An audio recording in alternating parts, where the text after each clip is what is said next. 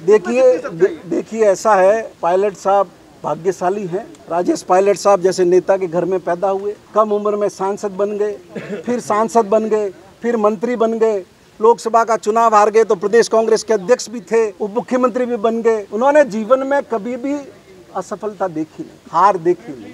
ये मुख्यमंत्री के सवाल पर पहली बार उनके साथ ये अनुभव हुआ और अब ये दूसरी बार हुआ। तो जीवन में कभी उनको ऐसा अवसर ही नहीं हुआ उनको कि वो हार का सामना करें। अब ये हुआ है तो ये सीखते सीखते तो समय लगेगा।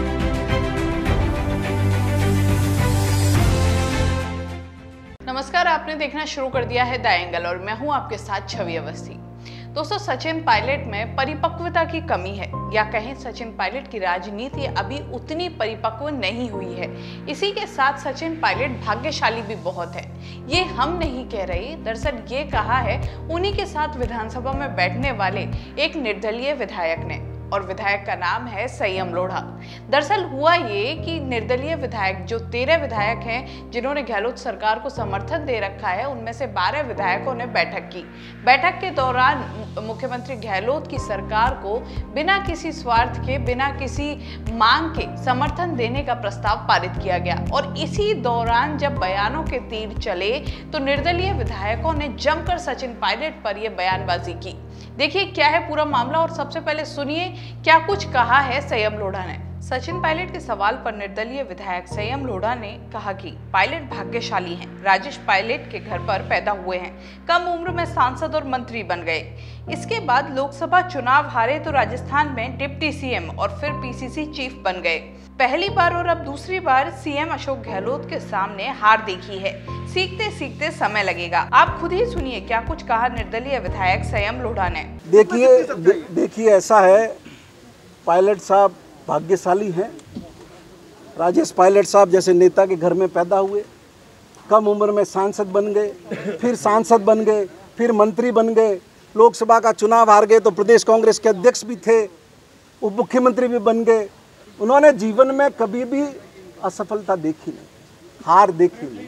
ये मुख्यमंत्री के सवाल पर पहली बार उनके साथ ये अनुभव हुआ और अब ये दूसरी बार हुआ। तो जीवन में कभी उनको ऐसा अवसर ही नहीं हुआ उनको कि वो हार का सामना करें। अब ये हुआ है तो ये सीखते सीखते तो समय लगेगा। सियासी गलियारों में तो ये भी चर्चा है कि चाहे लाख दावा करें ये 13 जो निर्दलीय विधायक हैं, ये और इनके अलावा जो विधायक 6 विधायक बसपा से कांग्रेस में आए हैं साथ दिखने के, लेकिन ये सब आपस में एक दूसरे के सबसे बड़े कॉम्पिटिटर है और कॉम्पिटिशन है मंत्री पद का। अब ऐसे में होड़ मची है कि किसका नंबर आता है मंत्री पद के लिए। इस बात को इस तरह भी समझा जा सकता है कि अशोक गहलोत मंत्रिमंडल में 9 जगह खाली हैं और 19 तो यही दावेदार हैं। इसी वजह से कड़ी प्रतिस्पर्धा है।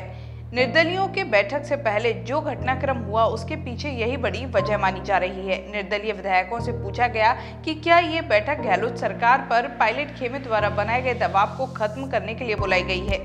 देखिए यहाँ समझना होगा कि लगातार सचिन पायलट गुट दावा कर रहा है कि जब भी मंत्रिमंडल विस्तार होता है तो उसमें मंत्रिमंडल में जो पद है, कुछ पद उन्हें दिए जाने चाहिए, जिसमें उनकी तरफ से कहा जा रहा है कि कुछ मांग भी की गई है कि 6 पद उन्हें मिलने चाहिए। इसी के अलावा जो सियासी नियुक्तियां हैं उसमें भी सचिन पायलट गुट की तरफ से कई मांग सामने आई हैं। हालांकि खुलकर किसी ने नहीं बोला, लेकिन साफ तौर पर जिस तरह से बयानबाजी के तीर चल रहे हैं, बात साफ है कि कुर्सी की लड़ाई है। लेकिन अब जिस तरह से गहलोत खेमे के या फिर कहें जो वो निर्दलीय विधायक हैं और उनके अलावा बसपा से कांग्रेस में आए विधायक हैं, वो सामने आकर खड़े हो गए हैं और उनका दावा है कि सरकार तो उन्होंने बचाई है। जब सरकार को गिराने की नौबत आ गई थी, मानेसर वाला घटनाक्रम हुआ था, सचिन पायलट गुट ने सरकार गिराने के लिए सभी हथकंडे अपना लिए थे। ऐसे में वही लोग सरकार के लिए संजीवनी बनकर आए थे और उन्हीं की अगर अवहेलना की जाती है तो वो सही नहीं है।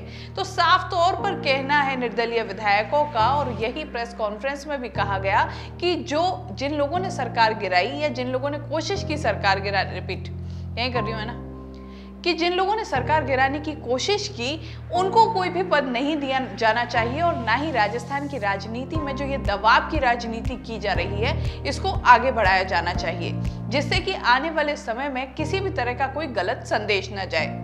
इस तरह की खबरों के लिए द एंगल देखते रहिए। चैनल को जरूर सब्सक्राइब कीजिए। वीडियो पसंद आया है शेयर करना ना भूलें। नमस्कार।